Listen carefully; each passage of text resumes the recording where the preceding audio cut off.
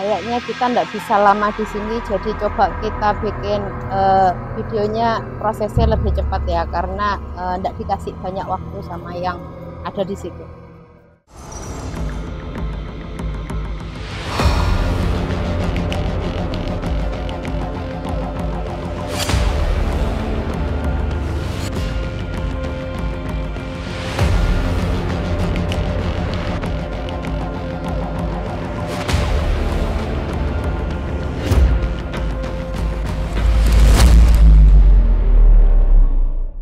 Itu kalau sebelah dekat Batu itu ke timur sedikit itu ada rorong kayak gua gitu.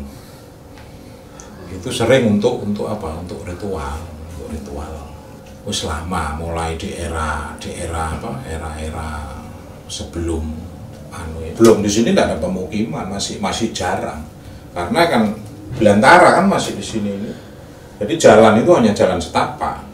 Tahun 80 itu baru yang ada itu rumah saya, depan rumah paman saya, samping, udah ada 1, 2, 3, 4 rumah kalau nggak salah. Yang sering muncul itu banyak sebenarnya. Yang fenomena yang sering masyarakat mengetahui ya, sering terjadi seorang perempuan yang rambutnya panjang itu, sampai apa? Mengalir di sungai itu, kemudian ular itu, kemudian orang yang apa ya, kayak bukan suster ngesot tapi orang merangkak itu loh, merangkak yang tidak ada kepalanya. Yang sering terjadi itu penampakan itu masih, tapi alhamdulillah karena masyarakat sini ada peluri dari para sepuh tetap melakukan sebuah kegiatan ibadah yang dalam hal ini juga untuk menghormati dan menjaga alam kan. Doa itu tetap dilantunkan.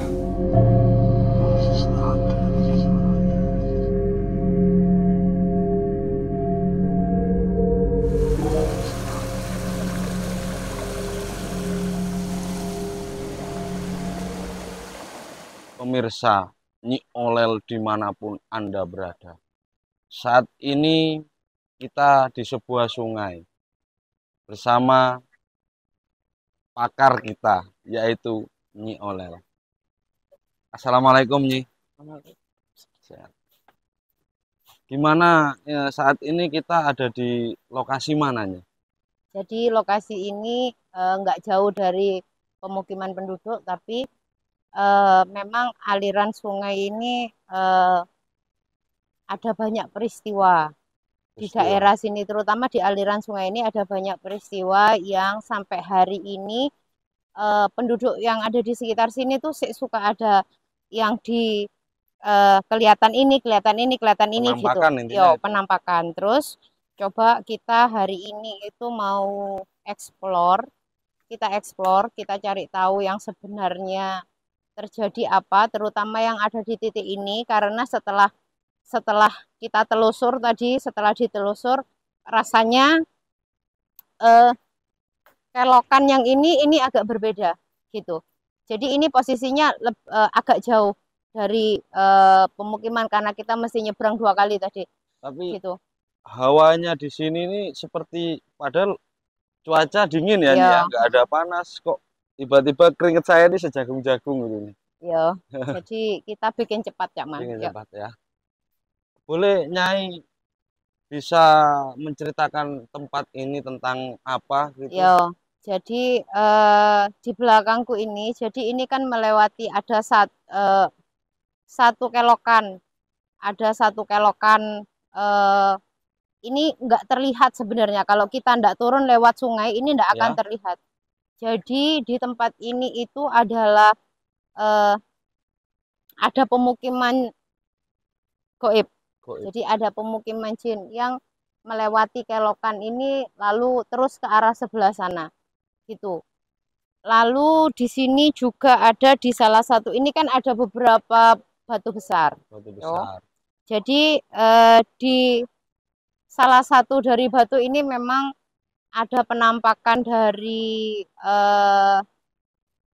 ular siluman Jadi ada penampakan siluman ular yang memang dia tugasnya adalah menjaga. Tugasnya adalah menjaga. Jadi tempat ini dia menjaga pintu dimensinya. Menjaga pintu dimensinya antara si kerajaan itu dengan pemukiman manusia gitu. Kalau untuk yang mengganggu itu sebenarnya bukan dari sini Cak Man, tapi sini, yang ya? lebih dekat sama pemukiman. Itu memang tadi ada beberapa makhluk di situ. Ya. Ada genderuwo, ada perempuan yang memang suka menampakkan diri gitu. Tapi kalau untuk daerah sini ini enggak. Jadi dia memang ada di situ. Terus terjadinya kampungan goib ini, katanya tadinya ceritakan kampung goib tadi atau istana goib ya, itu terjadi pada era berapa itu? Kalau keberadaannya ini jauh sebelum tanah ini dibuka untuk pemukiman. Jadi dulu ini kan belantara, benar-benar nggak tersentuh gitu, nggak tersentuh. Lalu setelah ini cuma dibuat tempat lewat, jadi tempat lewat itu pun titiknya nggak di sini, tapi di barat. Baratnya. Mereka lewat barat tuh, nyebrang. Zaman Belanda. Mereka cuma ngungsi ke tempat yang lebih tinggi, Cak Man. Tapi tetap nggak menyentuh area ini gitu. Terus memang zaman itu mungkin karena kebutuhan ilmu kanuragan dan lain sebagainya, memang banyak transaksi goib di area belakang kita ini. Ada yang untuk kesaktian, ada yang untuk macam-macam.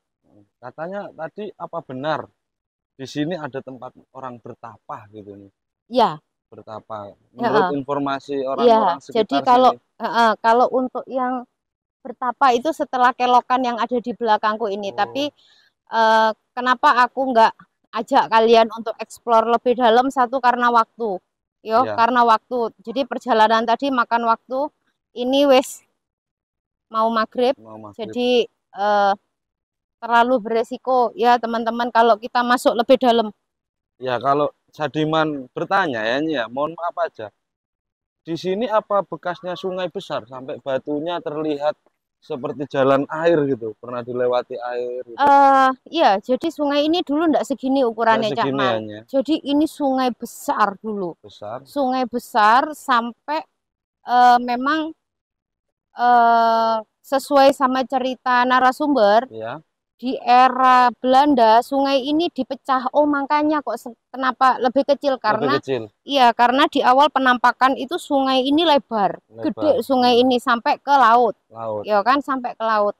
Terus ada beberapa gua memang yang dulu semacam gua yang dulu itu dipakai untuk ritual. Ya, jadi tempat ini dulu pernah beberapa orang menggunakan sebagai ritual, tapi tempat ritualnya itu wis runtuh, teman-teman. Ini loh, batu ini, batu dua yang gede ini batu runtuhan. Ya, kayak bekasnya pereng kayak gini ya? Ya, ini sebelah sini. Oh, sebelah sini ya? Bener, ini sebelah sini. Jadi setelah tikungan ini ono semacam gua yang memang dulu dipakai ritual.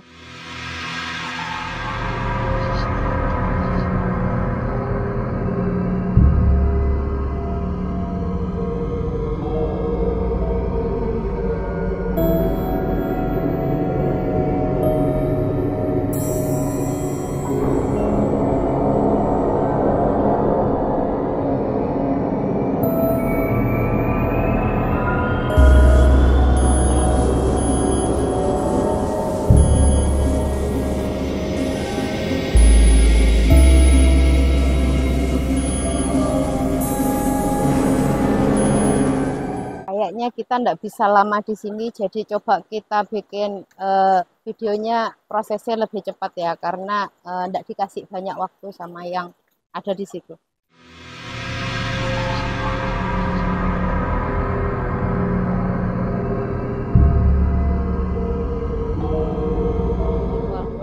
Gini nih, kalau saya boleh bertanya ya, Nia, boleh tahu nggak mistisnya yang ada di sini? Tapi kalau tadi kan Nyai yang di luaran sana yang sering nampakkan diri, Iya. mungkin Kalau mistis, bisa diceritakan mistis yang kalau ada di untuk sini. teman-teman yang bisa retrocognition, mungkin bisa ada di salah satu batu besar yang ada masih terlihat ada orang bertapa dan siluman ular. Siluman ular laki-laki, kepala manusia tapi badannya ular. Pemirsa Nyi Olel, sebelum acara ekspor hari ini, kita tanyakan Nyi Olel, mungkin ada pesan-pesan apakah yang ada di sekitar sini nih, Jadi yang kita gini, dapatkan. jadi apabila di sini ada nanti juga kita bisa sampaikan yuk sama masyarakat sekitar. Apabila ada yang melihat benda-benda, misal ada penampakan keris atau batu permata di bawah salah satu batu yang ada di sini, harapanku sudah biarkan aja dia di situ karena itu adalah penyeimbang. Itu Alam, penyeimbang energi, penyeimbang alam antara sisi goib dengan sisi manusia. Gitu. Jadi nggak usah diambil, nggak usah dimanfaatkan, nggak usah diuber-uber, wes biar dia ada di situ. Kita jaga lingkungan ini ya. Dan yang paling penting jaga kebersihan nih. Jaga kebersihan jaga kebersihan dan jaga perilaku. Tetap. Karena kita hidup berdampingan ya kan. Betul. Dan jangan lupa juga mendoakan karena di lokasi ini jelas hidup berdampingan antara goib dengan manusia. Sebelum diakhiri sesi yang di sini nih, kita bisa berdoa sebentar nih. Mungkin ya yang bisa boleh mewakili. Mungkin bisa berdoa.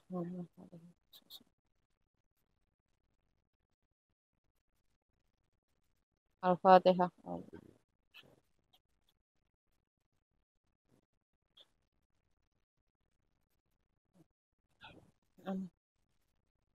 Pemirsa, di sesi sungai yang konon katanya sering terjadi penampakan, di akhir cerita ini, terima kasih Nyi Olel sudah memberikan pengetahuan-pengetahuan yang fantastik, yang sangat mengejutkan ya Nyi ya.